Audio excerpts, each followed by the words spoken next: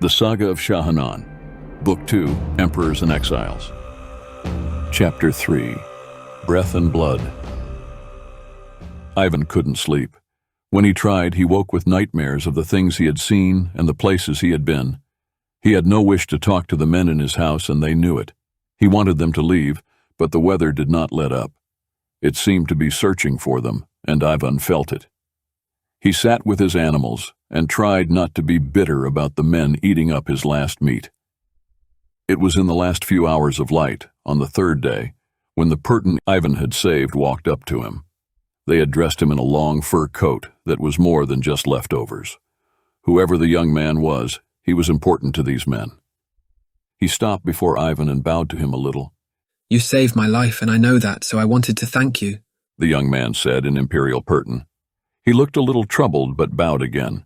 "What's a Persian teenager doing with these men?" Ivan asked him in the same language. The boy looked a bit startled. "Years ago, I woke up in the snowfields, and they found me," he said. "They gave me a new home." He took a step closer to Ivan. "You speak Persian?" "Yes," Ivan said, thinking of ShaHaNon with a faint smile. The magic the man had used on them so they could all talk to each other had remained after they had parted. Even when the man tried to erase the memory of it all from him, ShaHaNon had left that small gift. "You don't speak Exiles." The Persian youth shook his head. "I've picked up a few words, but no, I have no idea about anything. No one has been able to talk to me." "So they don't even know your name?" Ivan asked. The young Persian shrugged a little. "What's your name?" "Taikal." He said slowly. "Taikal Ven, what's your name?" "I'm called Ivan. How did you get to Exiles?" Clearly troubled, Taikal scowled a little and looked away for a moment. He drew in a deep breath and looked back to Ivan. "Pert is at war, isn't it?" "You might say so, but some might say not. How did you get to Exiles?" "I don't remember everything, Taikal said. but I remember a battle. I remember something about being betrayed and a gate. I know I was the sixth man on a gate build. Then darkness, long darkness. I had to do something. I was supposed to do something important, and then the snowfields." He shrugged, looking very troubled. "I don't know." "What's a gate? I don't know Persian magic terms much." "A doorway that takes you to the other end of the magic cords that it is built of. There are 6, 12, or 24 people to raise and hold it. I am a powerful wizard and was put into the gate. Even though I had never done it before, it was very rushed and we were under attack. The sky was black, flickering with red and blue." "So you were in a battle, helped with a gate, and then you're here. You must have been in a military, had some sort of rank. You seem young, but—" Ivan shrugged. The young man looked to Ivan as if the Aziran would hold the answers in his eyes. "I don't know. I don't remember much. I almost seem to. Then it goes away. It's almost like my mind knows it's safer not to know. I remember magic. I remember words, but I don't know my own mother's name." "Who is Emperor?" Ivan asked out of curiosity. Tyrone von Armund." Taikal said at once. Ivan leaned forward on his knees and motioned the young man to sit down. Taikal took a seat in the grass bed, a bit cautious of the sheep about him. "Tyrell has not been emperor for almost 5,000 years. Ivan said kindly but sadly. He was betrayed by Jerome. Jerome now rules both the throne of the empire and of the church, and has turned both into an ugly version of what it once was. Pert is not the same place it was when Tyrell ruled." 5,000 years? Taikal asked, unable to grasp the idea. "Are you sure you are saying that right?" Ivan nodded. "It might be that you were with some members of the imperial house when it all went down and you tried to gate away, but your gate went wild. I don't know. Tyrell vanished with some men, how many, and the details I don't know. I think the real truth has been carefully buried and hidden by Jerome." The young man tried to think. It was no easy thing to grasp. Ivan had a hard time accepting such an idea himself, but it was possible. The young man looked at Ivan with a very troubled expression. "How do you speak Persian?" "I fought beside the King of Norwood against the Black Heart. As a gift, he used his magics to allow me to learn languages with great skill." "The King of Norwood?" "They call him ShaHaNon. Ivan said softly. He alone does not answer to Jerome. He has built a great barrier shield to cut Norwood off from the rest of the empire. No one goes in and none come out." "Norwood?" Taikal wrung his hands. I think we were headed to Norwood. There were many of us, thousands at least. So much yelling, so much pain, and the demon. He covered his face in his hands. Ivan reached out and put a hand on the young man's shoulder. They like you here. They give you a coat of honor. They came out into the storm for you. Why? Ivan changed the subject. Tykael looked up at Ivan again, drew a shuddering breath and nodded. I've done a few little magics for them. It's nice to not have to pack wood for fires on a hunt, and if you get animals to run right into their arrows. He shrugged. Nothing fancy or great, I just try to help. There was something out there this hunt, something dark that hungered for them, so I lured it away. I knew I could hide from it in ways they could not, and I did. I did well enough, but I thought it would weary and leave me be to try to find them again. Only it didn't. I moved, and it was on me. I had to run. They came looking for me. I fell through the ice. He looked up at the storm through the opening over the fire. The storm was roaring, and so dark it was hard to realize it was the height of the day. Soon the sun would slip below the horizon, and complete darkness would return. Now it seeks you lingering over the hills here, Ivan said, knowing all too well how that felt. I want to go home, The young man said softly. but if the Empire has fallen, He pinched at his eyes and struggled to not break down. Ivan patted the young man on the knee. He was more upset than just this storm. The young Purtan clearly needed a friend to open up so quickly. Ivan felt an unlikely camaraderie toward him at once. I know the feeling, I really do. Remember that Norwood still stands, and I have been told the capital city of Omen still glows. Remember that always. For now, the gods have put you in Ezir for a reason. What do you think that is? I don't know, the world I knew is gone. I am alone and adrift with no one to even talk to. He choked on his words. You are talking to me. I was told the magic of words is complex enough that it takes a bit to begin, but then it runs on its own, more or less. Maybe you should try to figure out a way to learn Eziran with your magic. I wish I could help you with more. I don't know much of Purtan magics. I only know my own. The young man sat looking at his hands for a while before he looked up to Ivan again. I don't remember much, but if it has been as long as you say, I understand why I fear the dark now. Perhaps, caught in limbo between realms might make all my fears understandable as well. He shifted a little, and for a moment looked much older than Ivan had thought him at first. Ivan wondered how fast Purtans age into adulthood. I don't understand what is going on with these men, though. Ezir is known to be proud and wild, and yet they are afraid. They hide, they watch every step. They are so very nervous. What happened? Just over 500 years ago, Jerome and his army came to Ezir and demanded the god of Put be made master, and that Ezir bow to his church. At first the king refused, but he was broken, and the war began. The prince would not surrender, and a long story short, Jerome got the king to turn brothers and sons against the prince, and the prince lost everything. He shaved his head and left Ezir as an exile, his home and people dead to him. These are the descendants of the few who remain true. They hide from Jerome and his demons. They wait for their prince to come back from the dead to lead them in victory. You sound almost angry about that. They claim to be some of the bloodline of the prince. They seem to think that they can do better than was done those years ago when all of Ezir stood as one. They can't do better, Tykael said. Back then it was known the numbers and names of the lords of Ezir, I would guess. Jerome must have come with a great army, much magics, and had all his focus on Ezir. I do not think he would be so focused now, and his army is likely elsewhere on new conquest. Am I wrong? Jerome has demons. They move through time and space without need for ships or horses. These people would be crushed in a day. Not if you had your own magics and lords ready to meet them. Tykael shifted in his seat a little. Ezirans live how long? Once we lived 1,000 years or so and died more of hunting trips or other such events, not old age. Now I am told they live barely half that. The gods have left us. How old is the king? He was old then and is older now. I would have to stop and look at maps of years to figure out exactly. But Ishhaven was a child, with his father near the end of his prime, and Ishhaven was 200 more years by Purtan counting when Jerome came to Ezir. The king must be nearly 1,800 years now. Very old for an Eziran. Not so old for a Purton, I think. Do you think the king is alive by his own will, or that he is forced to stay alive by the power of the dark minions of the enemy? If he lives, Azir is torn in the heart. He is their king, and they do not wish to go to war with him, but maybe he is there on his throne watching Azir be destroyed day by day, and he is praying to his gods to send his son home to free him of his living hell and to save Azir. Tykael paused, then continued. If I was a great Aziran warrior, I would go to my king and set him free. I am not a great Aziran lord. I do not know the ways of your people that well, but I have studied ancient history enough to know how dark adepts behave and just what evils they conspire to create just for amusement. You would murder the king?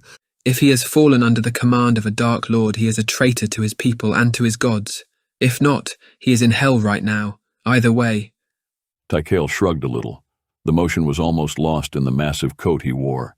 Your gods seem brutal to me, but you are a very strong people and live in a very brutal land. I guess I'm just trying to think why the angels would send me here at this time. Why now and not 100 years from now or 500 ago? Ivan nodded slowly to the young Purton. The young man was disturbingly right and made good sense, but Ivan didn't have to like it. How old are you? He asked Tykael. You look young to me, but you speak as a man far older than you look. The young man laughed suddenly. I have no idea, he admitted. I think I am young, but young for a Purtan is old for many other races. I don't know what to say. Ivan chuckled and shook his head.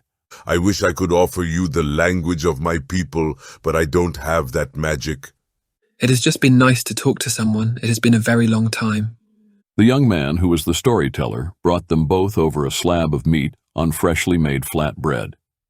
Ivan and Tykael took the meal without a word and sat together to eat.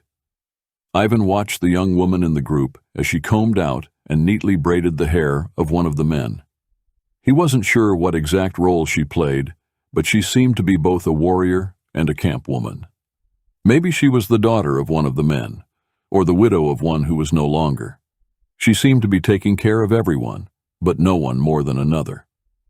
Do you know her story? Ivan asked Tykael.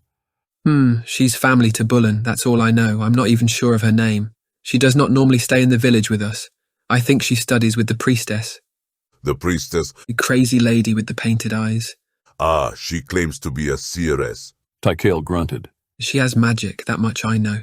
She giggles when I try to look too closely and makes herself look like a badger. It's a very good trick. It's rude to press beyond that. They have been good to me. Ivan looked back to the camp woman who laughed with the men. Aziran women did not tend to follow the rules of other races, but were free to go wherever they wanted, with whomever they chose. Because of that, or despite it, Aziran men tended to treat their lovers very well and keep them close. The seeress would see you, a warrior said from the side. Ivan looked up at him a moment in debate if he was going to get up or not. The man was one of the older and more scarred of the men, with a heavy sword across his back, as well as a chain mace on his hip. Ivan got to his feet slowly and crossed his yard to the bro. His home no longer even smelled like his own. The smell of oils, other bodies, and smoke had invaded and changed his dwelling into a stranger's abode. He tried to hold in his anger at the intrusion and wondered if this was how Grunda Havanhar felt when spring came to her feet. Inside, the old woman sat at the table with Bullen. Several others stood around. Tykael slipped in behind Ivan. The young Purton gave Ivan a wary smile but stayed in his place to the side. The old woman had a flat gold dish that Ivan knew at once to be a sky bowl. He had not seen one in a very long time. The work that had to go into such a bowl was very difficult and demanding, from the spells woven into the brass and gold to the bone lining inside it. The sight of it with a surface of oil swirling over the water basin made his heart almost stop. He could feel the magics of the bowl like a swirling spring breeze brushing against his face and in his beard. He could almost hear a whisper in it, but he just couldn't quite catch the words. The magic stirred in his heart like a whispered warning. He was reminded at once of ShaHaNon and how a simple look, a motion, a shift of his stance was a warning that something dark was somewhere about, and that was how it felt now. And yet it was distant, building but not looking for him at all. Humans have come to the village, the woman whispered. Sent by the church, they seek us out. She drew her hand over the surface of the bowl, making it mist and swirl under her influence. I seek the passage, the manna to save the people of the village. I seek. She muttered under her breath. And another. She spoke to the magics, to the gods, to the power of Azir. Another. She whispered again. Time and again I see the end. She looked up at Ivan with her blind eyes, as if she could see him as well as any might. Unless you are added to our company. When I see you with us, everything changes. Come back to the village. Walk us home. That is all I ask. Ivan felt sick. This was not what he wanted. His will hardened, and he tensed against it. The warning whispered at him again, but he had nothing to say about it. If she was truly a seer, she should be able to avoid the war. He felt far more certain that she was up to something, and it was not about saving the village. He would not be played by the woman who pretended to be one of his lost children. I most certainly will not, he said. You intrude into my peace, you conjure magics, and you masquerade as one you are not. I will not go. Her eyes narrowed. I've scanned, Tykael said softly and pertinent to Ivan. I'm not sure if this is what she's talking about, but there are men headed toward the village. I didn't dare look too closely. I didn't want to be felt. They are worried, Ivan. That is not like Bullen. I will not be played or moved by the words of a woman who makes claims I do not believe. Ivan held his ground despite Tykael's confirmation of the danger. You know it to be true, she said firmly, her temper beginning to show. You will go with us, or the blood of the line of the bear is on your hands. Do not! His own temper flared, and his voice rose in a near shout. I am Nahar, she interrupted, roaring back at him. Daughter of Ishhaven, and you will walk with us to the village of my kin. I will see no more of my family lost because of your denial of what must be done. She slammed her fist to the table as she stood. The bowl on the table flared in a flash of fire, and mist swirled up and about her in a sudden display of her power. The name of his daughter brought Ivan up short, like a blow to the gut. He had not heard that name in a very long time, and for a moment he saw the child he had lost, the little girl with her golden hair, laughing and braiding flowers into his beard. His heart shattered, all fight drained from him. All strength seemed to vanish, and he shook his head. For a moment, he was sobbing on the cell floor of one of Jerome's prisons. His grief at the loss of his younger children, wife, and the betrayal by his father, brother, and elder sons had left Ivan broken. He had been arrested once, beaten, questioned, and tested, but in his heart, the man he had been was dead and no more. He had no idea how long he had been there before he escaped. He had become Ivan the Gladiator, ever seeking death and failing to find it.